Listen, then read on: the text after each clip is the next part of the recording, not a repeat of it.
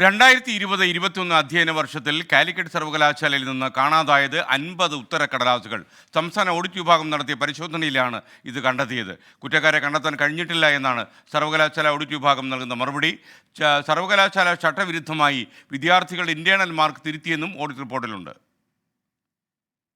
2020-21 അധ്യയന വർഷത്തിലാണ് 50ഓളം വിദ്യാർത്ഥികളുടെ ഉത്തരക്കടലാസുകൾ കാണാതായത്. ഇതിന് ഉത്തരവാദികളായവരെ കണ്ടെത്തണമെന്ന് ഓഡിറ്റ് വിഭാഗം നേരത്തെ ആവശ്യപ്പെട്ടിരുന്നു. എന്നാൽ ഉത്തരക്കടലാസുകൾ കൈകാര്യം ചെയ്തത് കൂട്ടായ ചുമതലയാണെന്നും അതുകൊണ്ട് ഉത്തരവാദികളെ കണ്ടെത്താൻ കഴിഞ്ഞില്ലെന്നുമാണ് പരീക്ഷാ വിഭാഗം ഓഡിറ്റ് വിഭാഗത്തിന് നൽകിയ മറുപടി. ഈ മറുപടി തൃപ്തികരമല്ലെന്ന് ഓഡിറ്റ് റിപ്പോർട്ടിൽ പറയുന്നുണ്ട്. ഉത്തരവാദികളെ കണ്ടെത്തി പുനഃപരീക്ഷ നടത്തിയതിൻ്റെ നഷ്ടപരിഹാരം ഈടാക്കി അറിയിക്കാനും ഓഡിറ്റ് വിഭാഗം ആവശ്യപ്പെട്ടു. കൂടാതെ ഇന്റേണൽ മാർക്ക് നൽകുന്നതിലും ക്രമക്കേട് കണ്ടെത്തി. 2020-21 അധ്യയന വർഷത്തിൽ 43 പേരുടെ ഇന്റേണൽ മാർക്ക് റിസൾട്ട് പ്രഖ്യാപനത്തിന് ശേഷം തിരുത്താൻ അവസരം നൽകിയതായി ഓഡിറ്റ് റിപ്പോർട്ടിലുണ്ട്.